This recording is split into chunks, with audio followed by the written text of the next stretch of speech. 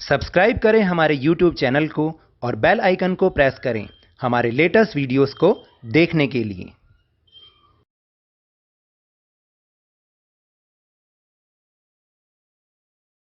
Hello and welcome to Lavneesh sir की class. आज की ये शिक्षा निदेशालय राष्ट्रीय राजधानी क्षेत्र दिल्ली की वर्कशीट नंबर 32 जो कि कक्षा छठी के विद्यार्थियों के लिए है, यह ली गई है विज्ञान विषय से। और इसमें आज हम फिर से एक बार पुनरावृत्ति कर रहे हैं पाठ भोजन के घटक की। तो जैसा कि आपको याद है कि पिछली वर्कशीट से हमने इस पाठ की पुनरावृत्ति यानी कि रिवीजन करना शुरू किया है, क्योंकि अब हमने जितने पाठों को पढ़ लिया है, समझ लिया है, उनकी अब हम रिवीजन करेंगे, क्योंकि बहुत जल्द आपके एग्ज़ाम भी होंगे। तो एग्ज़ाम के लिए तैयारी करने के लिए हमें इन पाठों की रिवीजन यानी कि पुनरावृत्ति करनी होगी।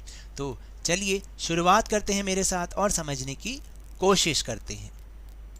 तो जैसा कि हमने पिछली वर्कशीट में समझा था, भोजन के घटक यानी विभिन्न खाद्य पदार्थों में कौन कौन से भोजन के घटक होते हैं, और ये जो भोजन के घटक होते हैं यही पोषक तत्व होते हैं, हमारे शरीर को बहुत वृद्धि देते हैं और हमारे शरीर में जो भी कमी होती है उनको पूरा करते हैं।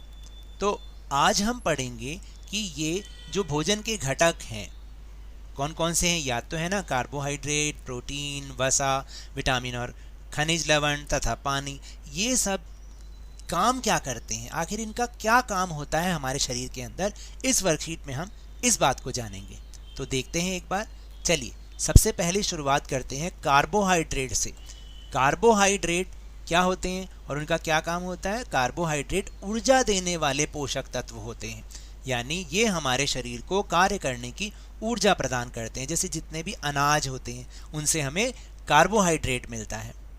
फिर इसके बाद प्रोटीन क्या होते हैं। प्रोटीन शरीर का निर्माण करने वाले पोषक तत्व होते हैं, यानी हमारे शरीर को बनाने वाले, उसको वृद्धि देने वाले, ये कौन होते हैं, ये प्रोटीन होते हैं। याद है ना प्रोटीन किस में होता है, प्रोटीन दालों में होता है। फिर इसके बाद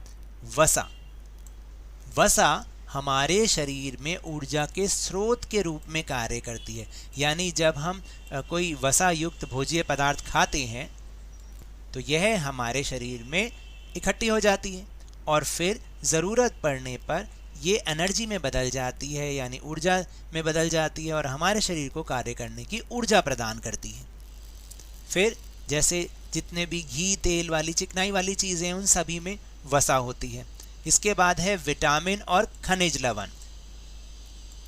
विटामिन और खनिज लवण शरीर को सामान्य रूप से कार्य करने के लिए आवश्यक पोषक तत्व हैं।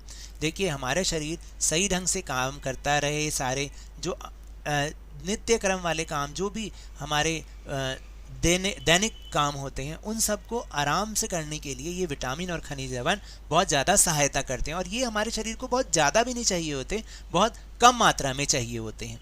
और इसके बाद सबसे आखिरी में बहुत ज़रूरी चीज़ पानी। आखिर पानी की क्या ज़रूरत है। पानी क्या हमारे शरीर को ताकत देता है?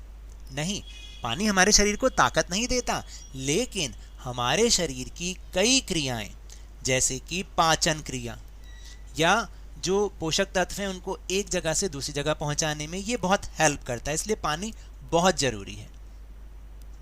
और इसके साथ साथ हमारे शरीर के तापमान को सही रखने में भी इसका बहुत बड़ा योगदान है। तो अब अभ्यास का समय, प्रश्न का समय। प्रत्येक में से सही विकल्प का चयन करिए, यानी आपको हर प्रश्न के 4 विकल्प दे रखे हैं, सही विकल्प का आपको चयन करना है। प्रोटीन है, प्रोटीन क्या है, ऊर्जा देने वाले हैं, शरीर का निर्माण करने के लिए होते हैं, रोगों से लड़ने के लिए होते हैं, या उपरोक्त सभी। अब आपको बताना है प्रोटीन क्या होता है। तो इसका सही उत्तर है बी, शरीर के निर्माण के लिए।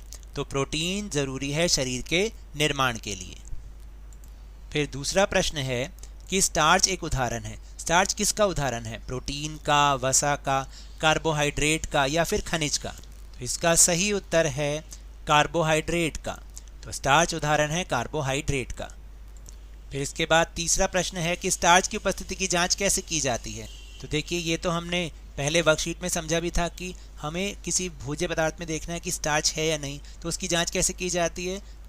सही उत्तर है ए, आयोडीन विलयन की सहायता से हम ये जांच सकते हैं कि किसी भोज्य पदार्थ में स्टार्च है या फिर नहीं। फिर इसके बाद अगला प्रश्न, निम्नलिखित कथन सत्य है या अथवा असत्य, इसको आपको बताना है। देखिए पहला जो वाक्य है वो है संतुलित आहार सभी व्यक्तियों के लिए समान है। देखिए इसमें थोड़ा सा कन्फ्यूजन है, क्योंकि संतुलित आहार की मात्रा जो है वो सबके लिए समान नहीं होती। किसी को कोई पोषक तत्व ज़्यादा चाहिए होता है, किसी को कोई पोषक तत्व ज़्यादा चाहिए होता है। तो इसको हमने असत्य लिखा है कि सभी के लिए समान नहीं है, हर एक व्यक्ति के लिए संतुलित आहार का मतलब अलग होता है। फिर दूसरा है पादप भोज्य मुख्यतः रेशे हैं। तो पादप भोज्य पदार्थ यानी पौधों से मिलने वाले भोज्य पदार्थ मुख्यतः रेशे वाले होते हैं, ये बिल्कुल सत्य है। फिर प्रोटीन हमारे शरीर की टूट फूट की मरम्मत के लिए आवश्यक है, ये भी बिल्कुल सत्य है, क्योंकि प्रोटीन हमारे शरीर के दैनिक कामों में जब शरीर में टूट फूट होती है तो उसकी मरम्मत करने के लिए काम में आता है।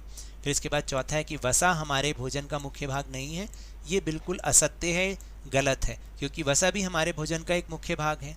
फिर विटामिन अधिक मात्रा में आवश्यक होता है, नहीं, ये बिल्कुल असत्य है, क्योंकि विटामिन कम मात्रा में ही ज़रूरी होता है। फिर इसके बाद अगला प्रश्न, सोचिए और तब उत्तर दीजिए।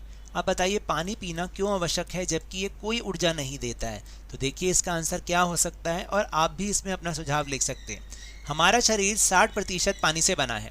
पानी पीना हमारे शरीर के कई अन्य कार्यों जैसे पाचन, अवशोषण, परिसंचरण, लार का निर्माण, पोषक तत्वों के परिवहन और शरीर के तापमान के सही रख रखाव के लिए बहुत ही महत्वपूर्ण है। यानी हमारे शरीर का तापमान भी इससे बिल्कुल सही बना रहता है, बॉडी टेम्परेचर जो होता है। फिर अगला प्रश्न, यदि आपका या आपकी मित्र रोज़ आलू चिप्स लाता है या लाती है, आप अपने मित्र को उसकी इस खाने की आदत के लिए क्या सुझाव देंगे। तो देखिए यदि वह हर दिन केवल आलू के चिप्स खाता है या खाती है, अगर लड़की है तो आप लिखेंगे खाती है, तो वह केवल वसा और जंक फूड ही खा रहा है। अगर वो रोज आलू के चिप्स खा रहा है ना, तो इसका मतलब वसा और जंक फूड खा रहा है। तो उसे प्रोटीन, कार्बोहाइड्रेट आदि से भरपूर स्वस्थ और संतुलित भोजन करना चाहिए, संतुलित आहार खाना चाहिए, हम उसको यही सुझाव देंगे। तो ये तो थी आज की वर्कशीट। अगर मेरे इस तरह समझाने से आपको थोड़ा सा भी समझ में आया हो तो इस चैनल को ज़्यादा से ज़्यादा सब्सक्राइब कीजिए, लाइक कीजिए और बहुत ज़्यादा शेयर भी कीजिए। और हाँ, मेरे साथ इसी तरह आसानी से वर्कशीट को समझते रहिए, लेकिन ध्यान और मन लगाकर पूरी मेहनत और लगन के साथ ऑनलाइन ही सही पढ़ते जरूर रहिए। और अगर आपको कोरोना वायरस को हराना है तो अपने हाथों को नियमित रूप से साबुन और पानी से धोते रहिए और जब भी संभव हो और जब भी उपलब्ध हो इसका टीकाकरण अवश्य कराएं, क्योंकि कोरोना को हराना है और जिंदगी को एक बार फिर से सुहाना बनाना है। इसी उम्मीद के साथ बहुत बहुत धन्यवाद।